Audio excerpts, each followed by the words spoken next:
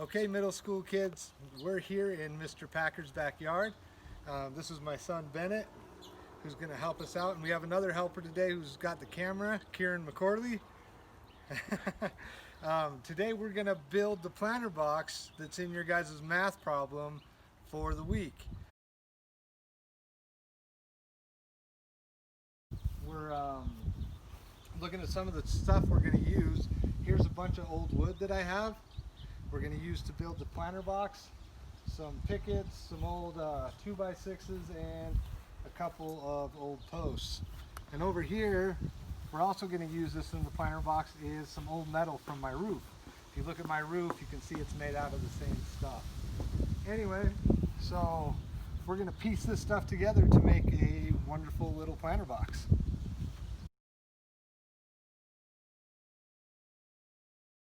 We're going to start by cutting our metal down to the sizes that we need. So in the problem for you guys this week, it says we have a box that's 6 feet long by 3 feet wide, that's 2 feet tall. So I'm going to need 4 pieces of metal for each side of my box.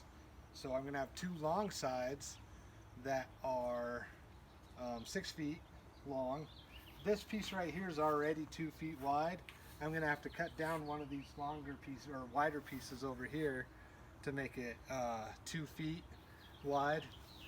Because once we put it on the side, that's how tall it'll be.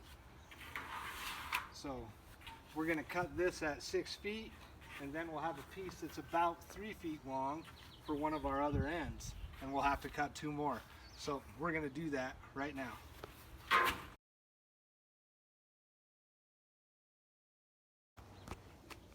Alright, so to make our first cut on the metal, our first cut needs to be 6 feet. So I'm going to use a tape measure and a big nail or screw here to scratch the metal so I know where to cut it.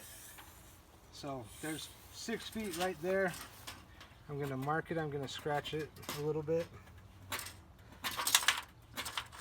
And then I'll do that every few boards so I know exactly where to.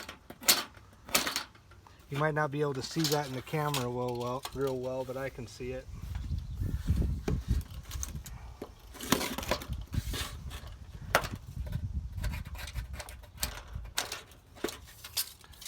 And then we'll do our last one.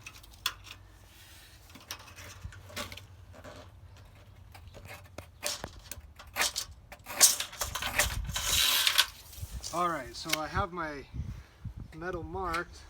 Now when you're cutting metal, it's real important that you do it safely. We're going to be using a grinder with a cutting wheel. Make sure you wear glasses because it sends sparks everywhere, and really you should probably be wearing a long sleeve shirt. I've done this a lot, so I know what to look for and I know what to do, but it does send sparks flying all over the place. So I'm going to get my stuff on and then we're going to make a cut.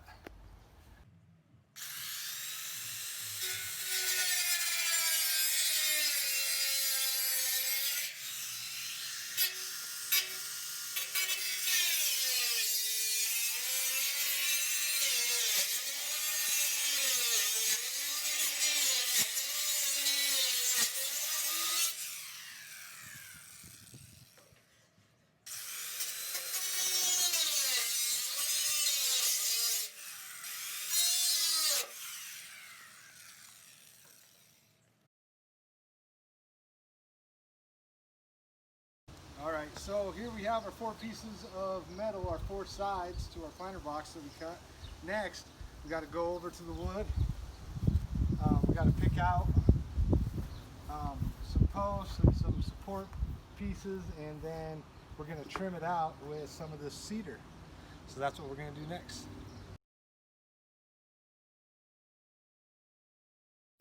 So now we're going to cut our corner posts. These are what the metal is going to connect to on each edge. So we're going to take these and cut them down to 24 inches. We're going to use the chop saw, same thing. Always be safe when you're cutting.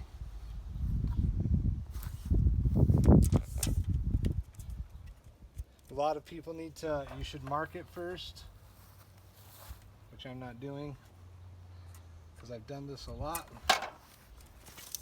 You need to make sure it's up against the fence, good and tight. And here's my first 2-foot corner post for the planter box. We'll cut 3 more of those and then we'll go to our next portion.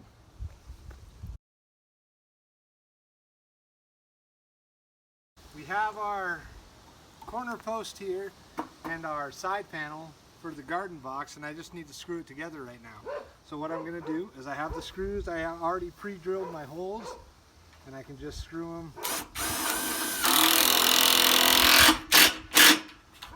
right in just like that.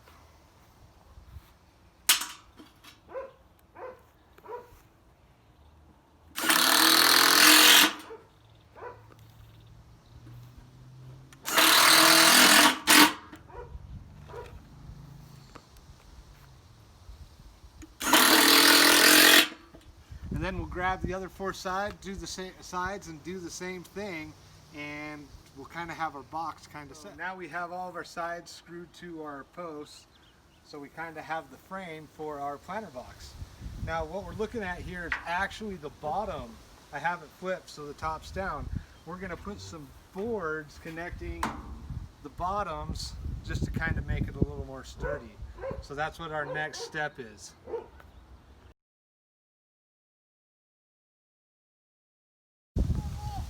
Alright, so we went ahead and we put some wood on top here for the bottom. Well, this is actually the bottom, so we'll flip it back over. So we have the bottom pretty much done. What we do need to do though, is kind of stiffen these up a little bit. We're going to put some braces in the middle and then maybe a couple of braces here along the sides. And that's what this wood will be for. So we'll cut these down to size, throw our braces in and screw them to it.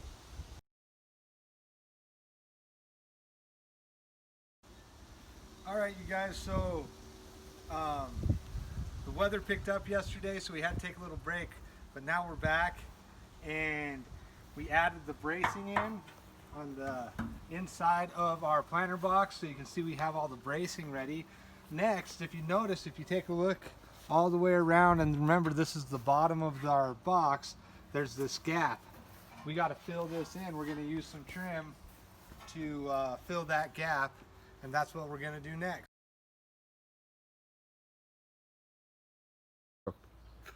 Alright, so now we got the trim put on the outside, or on the bottom here outside, to cover that gap. So the bottom's done.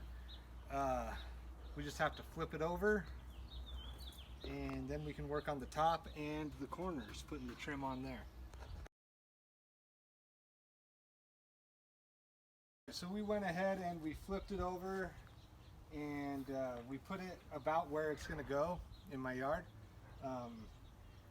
We just have to finish doing the trim along the corners and on top, but for the sake of time I will make another video later in the week where that's done. And for now, what you guys need to do is tell me how much soil I can fit in here for my little raised garden or planter bed. And remember, it's 6 feet long by 3 feet wide and 2 feet tall.